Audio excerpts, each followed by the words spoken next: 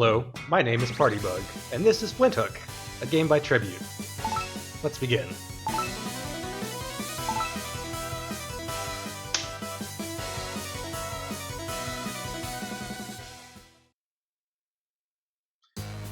In Flinthook, you play as Flinthook, the greatest pirate in the Mermaidian galaxy.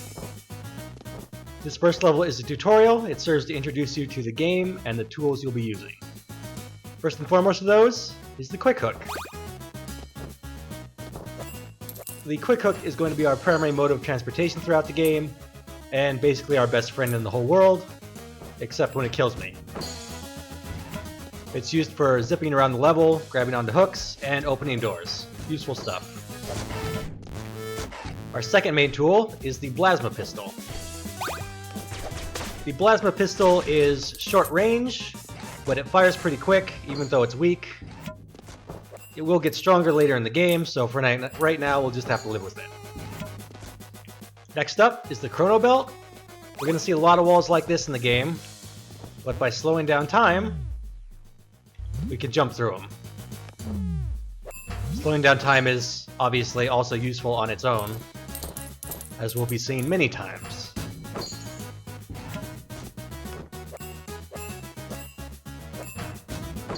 Here we see our first sub-weapon, the bomb.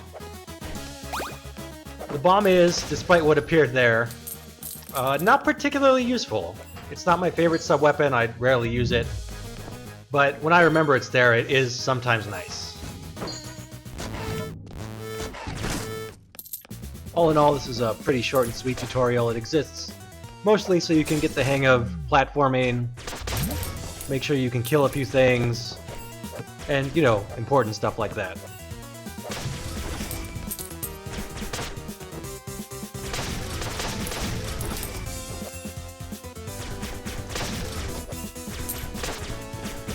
And all in all, it's pretty easy.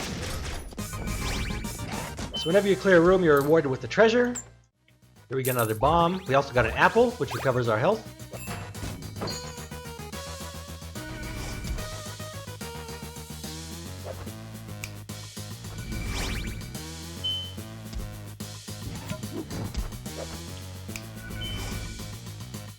And finally, our last tool, our good friend Slimy, our trusty goo compass.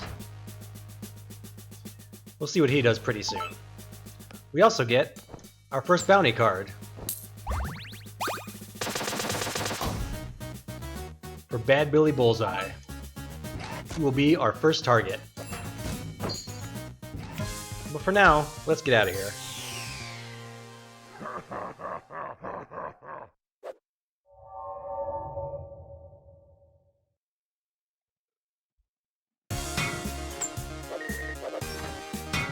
So in Flinthook, once you complete a level, you get XP for it. It's based on enemies you've killed and treasure you've gotten, I believe. But now that we've finished the tutorial, we can actually begin the game proper. So we're going after Bad Billy Bullseye. We also can equip perks. Perks will give you more XP, they'll increase your health, they can do all manner of things. Unfortunately, we don't have too many right now, but I'm going to choose to grab a little extra health and boost our XP gain. So Flinthook also gives you the choice to choose between 3 ships. Each of them have different markers you'll see at the bottom. For instance, this one is a relic shop, this one is a tip salon, and this one is Librarius. All of these are pretty good. Nothing is very detrimental here. We're going to pick Librarius, because that will give us a free bonus item, basically.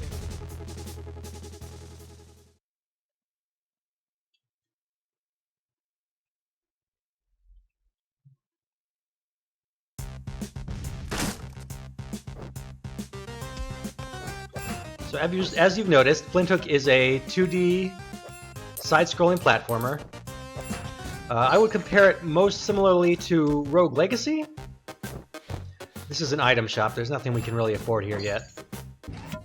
But you'll see those placed periodically throughout ships. There's usually one in every ship. This gentleman here Loves to eat books. From him we can also grab a page, which will give us some lore we can look at in the outside of mission screens. We'll check that out later. For now, our main goal is to get through the ship, steal the big treasure, and get another gem for our compass.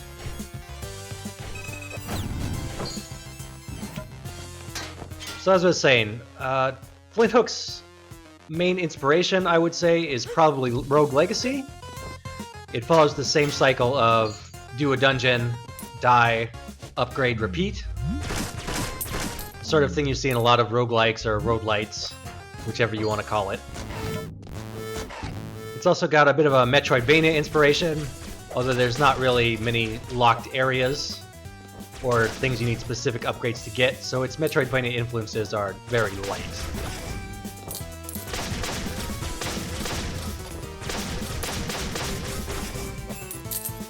So what we're going through right now is a danger room. They occur periodically throughout ships.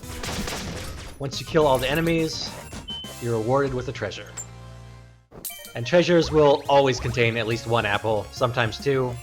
Apples give you 10 health back, which is good. I needed that.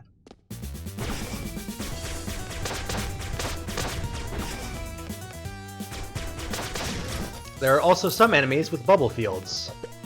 You need to hit them with the hook to pop it before you can hurt them.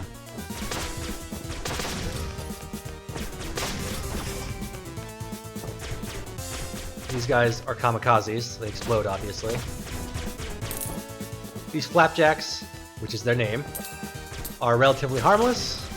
They just kind of fly around and maybe you'll bump into them? Probably not.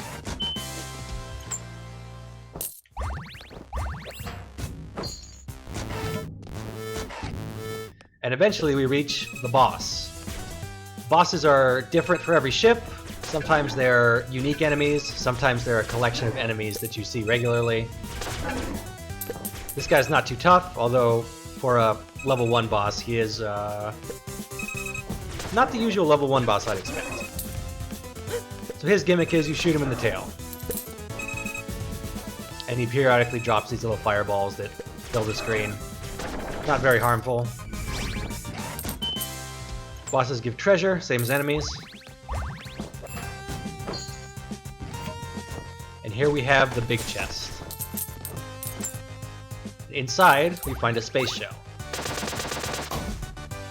which will give us the first gem we need. Our goal in the game is to collect 3 gems on this run, and once we've collected the 3rd gem, we will learn the hideout of Bad Billy. We can go there and take him out.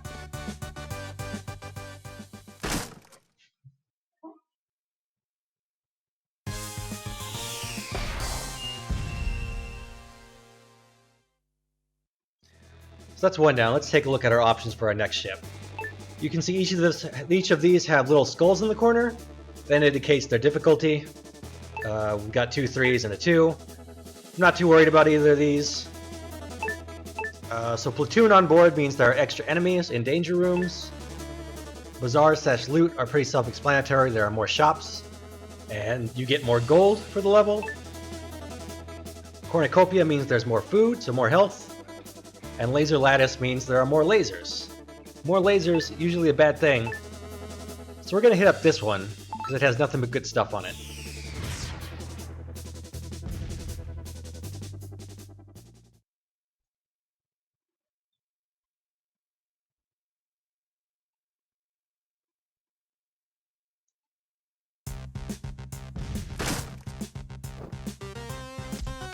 So on the topic of loot, which we will get more of in this ship, you have no doubt noticed that Flinthook can collect gold.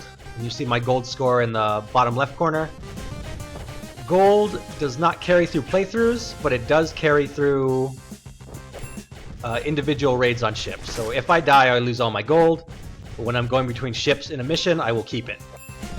This is useful, as there are various bazaars throughout the level, and when you buy something from a bazaar, the things you usually buy are food or perks. And the nice thing about buying perks is when you buy a perk, it does not count towards your total limit. Also, I got ruined in that room.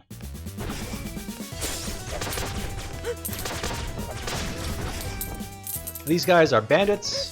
They only shoot at diagonals. You probably should not get hit by them like I did. Pretty bad.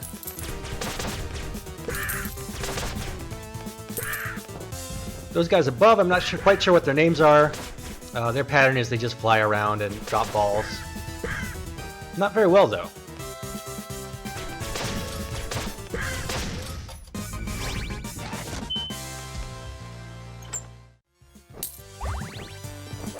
So yeah, I'm kind of in a health debt right now. I really want to clear these rooms without taking hits, because I get more apples, get health back. This shaman here throws a pretty predictable pattern. You can run in between them, blast them.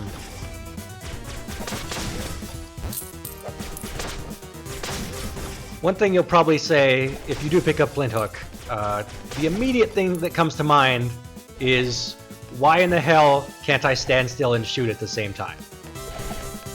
Well, you can, but I'm gonna have to go through at least one ship, at least one full run-through, before I can unlock that ability.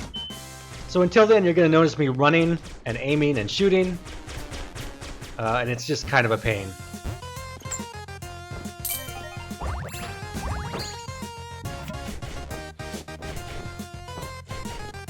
Here we see some spiky targets. They cover hooks.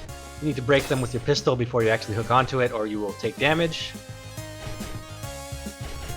This room is kind of mean, but it's where slow motion comes in real handy.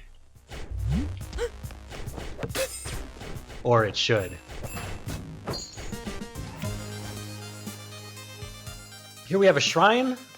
Shrines provide benefits. You can tell what kind by the icon here. I could grab this and get more health, or I could grab this and get more money. Right now I kind of need health, so we're going to grab that. Shrines appear randomly throughout ships, and those at least have no negative drawbacks to them. There are some curse shrines that we will see later that are a bit different.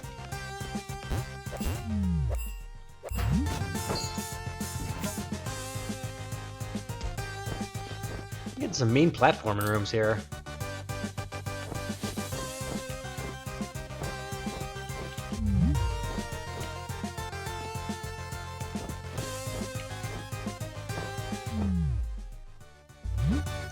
Much better.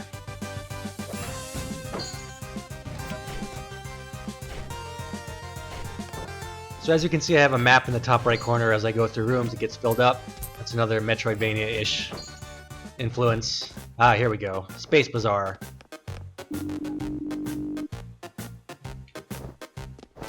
So these are examples of perks. Tick-tock will make my slow motion gauge a bit longer. Corsair sale? Yeah. That'll make shops cheaper, but what I really want is delicious space meat. It gives me more health.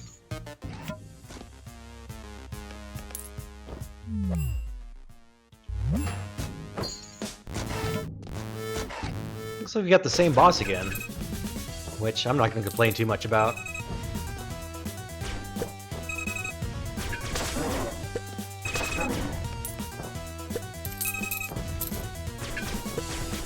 This will give me good practice for a bit later in the level, or later in the mission.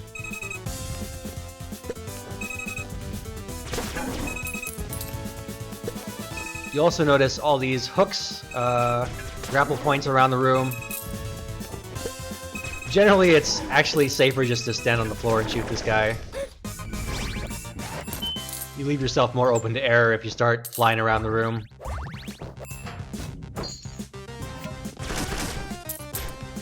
Also, when you're ever in these treasure rooms, make sure to just bust open a bunch of stuff, grab extra gold.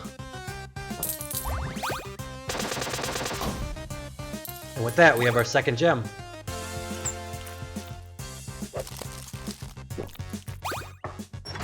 Just one more ship to go.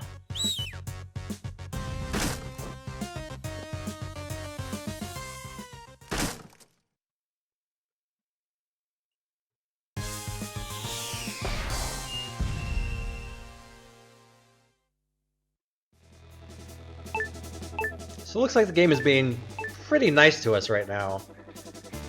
This ship it's a level 5 ship, so I'm probably going to avoid it.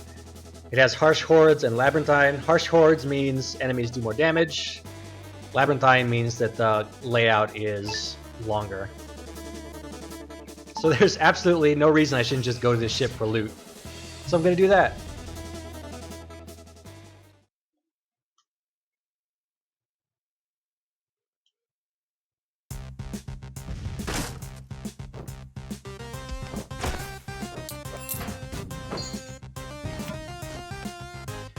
This is a treasure room. You can tell because there's a little treasure icon on the map. These rooms have no enemies. They're mostly just platforming challenges, sort of like the fairy chest rooms in Rogue Legacy. This one's pretty easy. Some of them are not so much. Some of them aren't even worth it.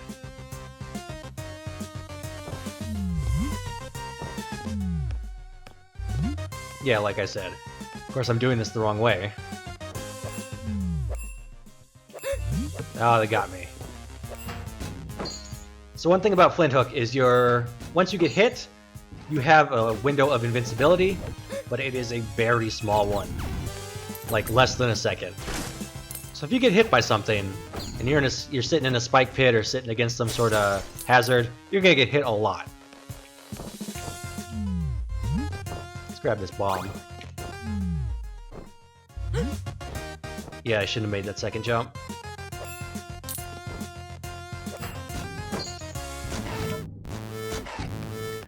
Now at the bottom, those noxious fumes are something I don't want to fall into.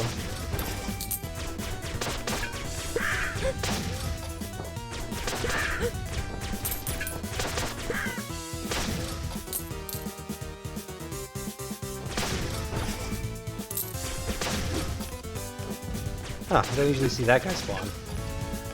Mouser up there hucks bombs. If you're standing under him, there's nothing much you can do about it, though. Game's being pretty generous with the apples. See, this is another treasure room, and I am not going to bother, because that looks kind of rough.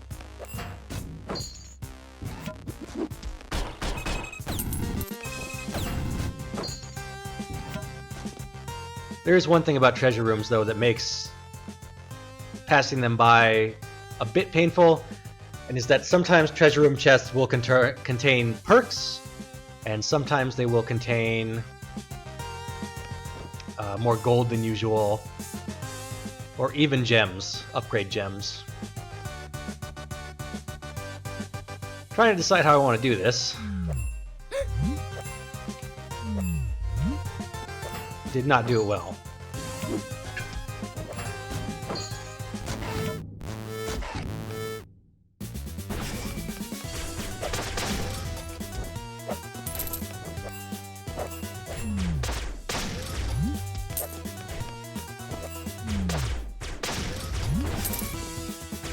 Oh, that's kind of rough. So as I'm sure you noticed by now, killing enemies does give you loot. Some enemies more than others. So some enemies appear in rooms that you don't necessarily have to clear, but it's usually beneficial just to kill them all and get a little more extra gold. Although, if I were being honest, I'd say that gold does not mean a whole lot in this game. Unlike Rogue Legacy, gold does not stick with you after you die, so you can't use it to buy perks. Mainly, it's there for... it's a nice to have, but it's not a necessary to have. Looks like we got the same boss again. This is really weird, actually.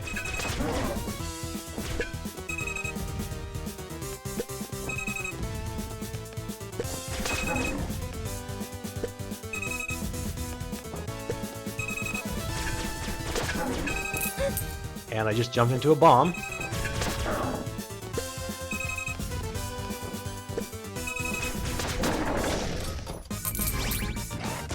And that takes care of him. Grab another bomb. I forgot I already had one, but maybe we'll use it in this next fight. And we get our third gem.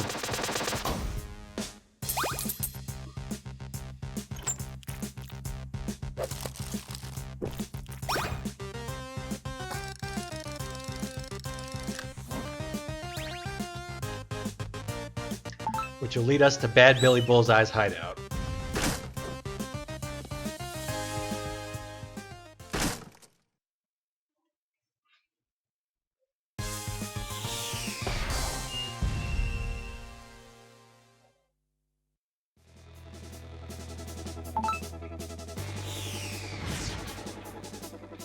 So I've been referring to and enemies of other ships as bosses. That's kind of a misnomer. They're more like mini-bosses. Big Billy is our first real boss. And all bosses have some way to recover your health before the fight, which is nice, even though I probably didn't need it that much. And this is him.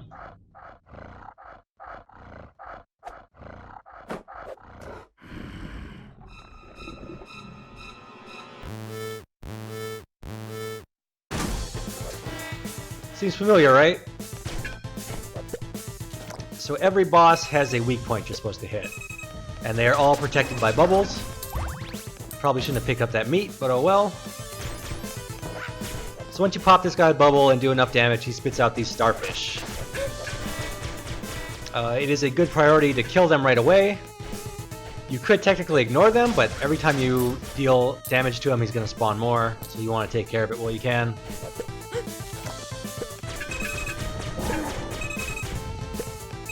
And this is where not being able to stand still and aim is really rough. But I think I can take him.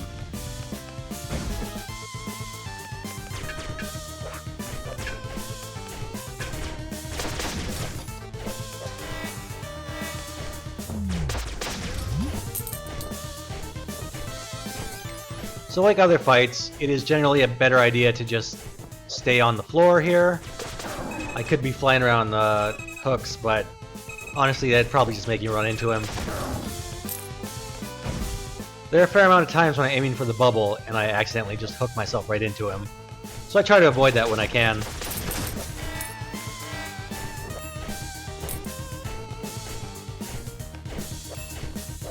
Kinda like that. I got lucky there.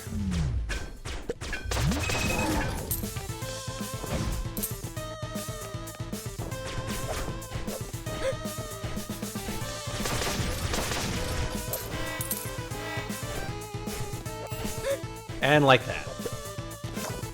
So yeah, this first fight is not too hard.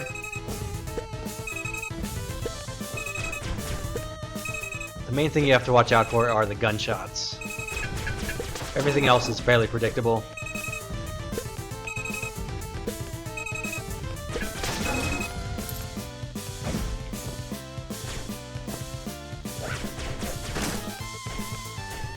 Get rid of these starfish.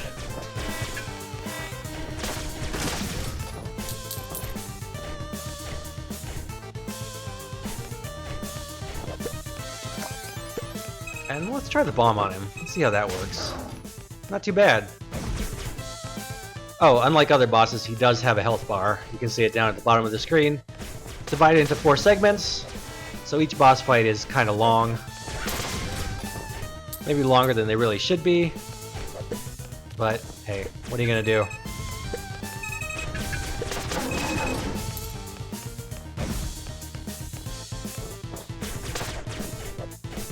Probably should have slowed down time there.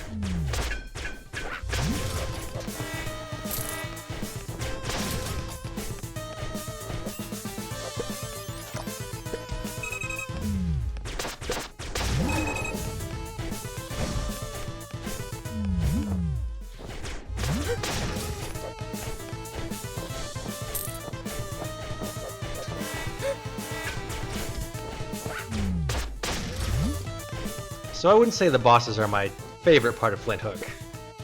They're sufficiently challenging, but some of the later ones are rough.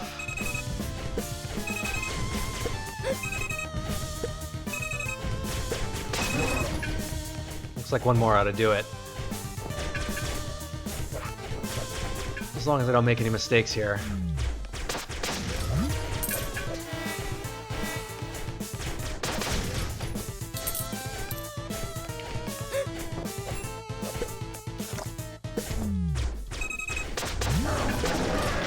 And gotcha.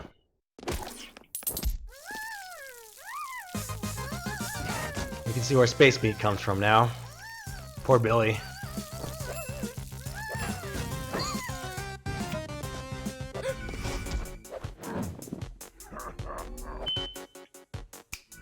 Man, this guy's a jerk.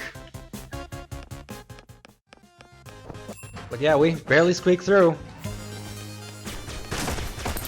And for a reward,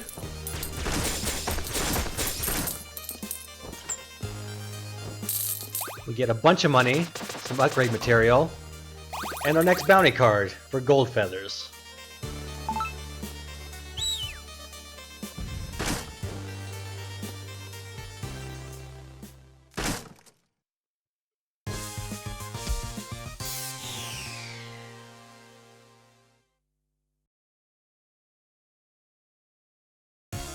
So that was Flinthook. I actually didn't get to show off all the stuff I wanted to, because I'm super good at video games and didn't die. So I might do a second video, because I like Flinthook. It's a good game. But for now, goodbye.